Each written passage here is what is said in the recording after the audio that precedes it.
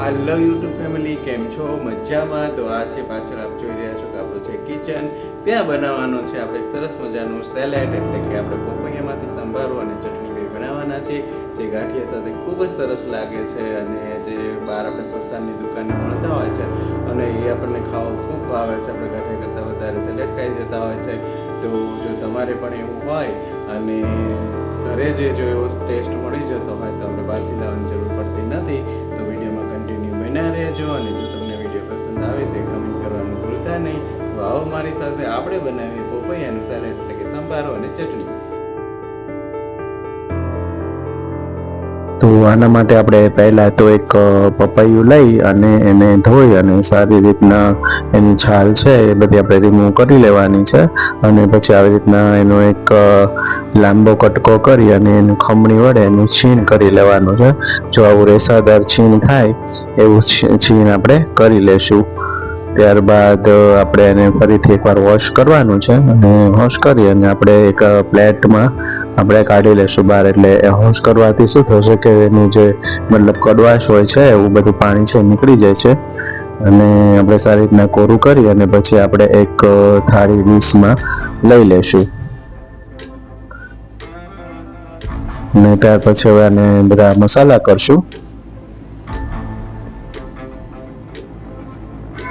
ને આપણે આ બે પાર્ટમાં કરવાનું છે. એટલે પહેલા તો આપણે એમાં સ્વાદ પ્રમાણે મીઠું એડ કરી દઈશું. તમે જેવું ખારું ખાતા હોય એવું મીઠું નાખવું. અને આના માટે થઈ આપણે કલર આવે તેના માટે મરચું પાવડર એડ કરશું.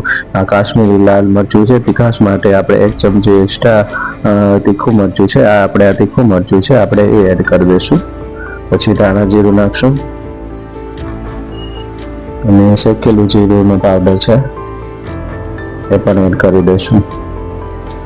પછી આપણે હવે 1 પાવડા જેવું તેલ છે, કાચું તેલ આપણે ઉમેરી અને એને બરાબર મિક્સ કરી દેવાનું છે. હળવા હાથે મિક્સ કરીશું અને હજી પાણી છોડશે એટલે સરસ મજાનું.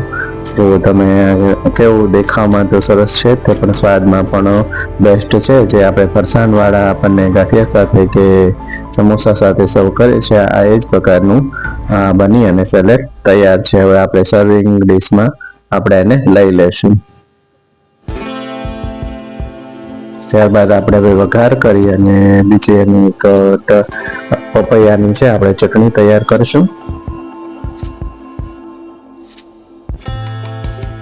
હવે તેના માટે એક કઢાઈ લઈ અને તેલ ગરમ કરવા મૂકી દઈશું.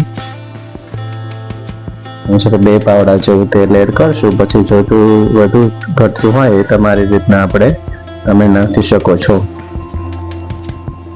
એમાં 1 ચમચી તેલ ગરમ થાય એટલે રાઈ ઉમેરી દઈશું. હવે રાઈ તતડે પછી આપણે 1 ચમચી જેવું જીરું એડ કરશું.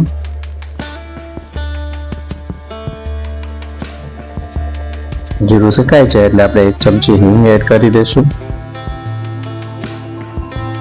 ત્યાર પછી આદુ મરચાંની પેસ્ટ છે એડ કરશું. આનાથી આદુની પેસ્ટ નાખવાથી આનો સ્વાદ બહુ સરસ આવે છે.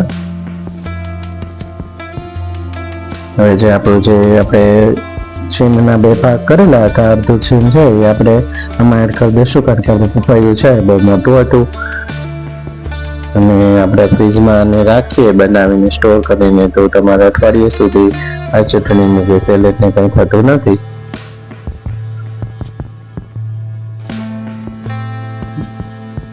ગેસની ફ્લેમ છે એ ધીમી રાખવાની છે અને બહુ પકાવવાનું છે નહીં, કારણ કે પપૈયું છે એનું પાણી છોડશે એટલે એ જ પાણીથી આ સરસ મજાનું ચડી જશે.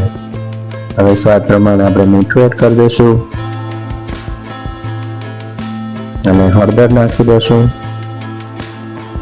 હળદર નાખ્યા પછી આપણે બરાબર મિક્સ કરવાનું છે, જેનાથી તેનો કલર અને સ્વાદ બંને સરસ આવશે.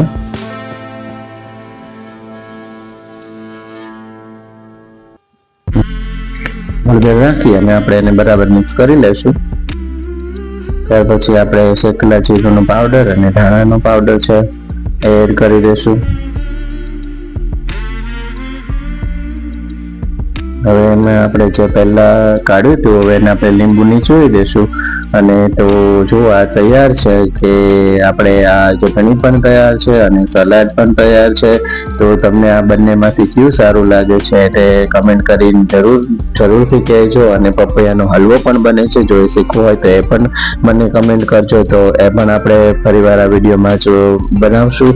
તો છે ને સરસ મજાનું, સ્વાદમાં બેસ્ટ. અને અત્યારે તો શિયાળો શરૂઆત થશે એટલે કાચા પપૈયા પણ ભરપૂર પ્રમાણમાં માત્રામાં આવશે. તો ચેનલમાં નવા હોય તો લાઈક, શેર અને સબસ્ક્રાઈબ કરવાનું ભૂલતા નહીં. ફરી મળીશું નવા વિડીયો સાથે, ત્યાં સુધી આવજો.